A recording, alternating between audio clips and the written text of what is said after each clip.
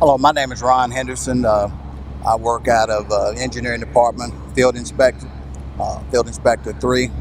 Over the weekend, Saturday, we got contacted by Metro Public Works that we had a small void developing in the pavement.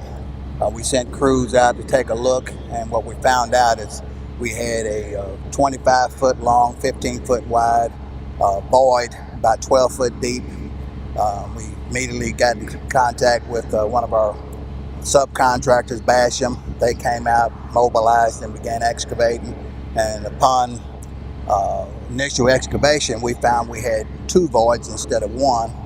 And it seems like the longer we worked, we found that we had additional problems in our sewer line.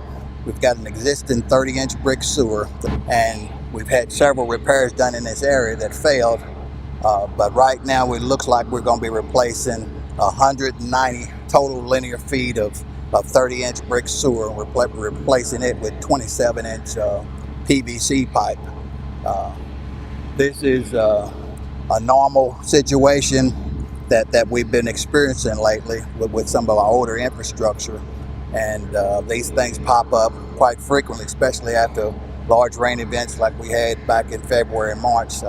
We had the two floods. With the amount of water we have coming through the system and putting excess amount of pressure on the brick system, it's not the water that's causing the problem. It's when the water drops down below its normal level that the brick, due to the pressure, starts to cave in and collapse.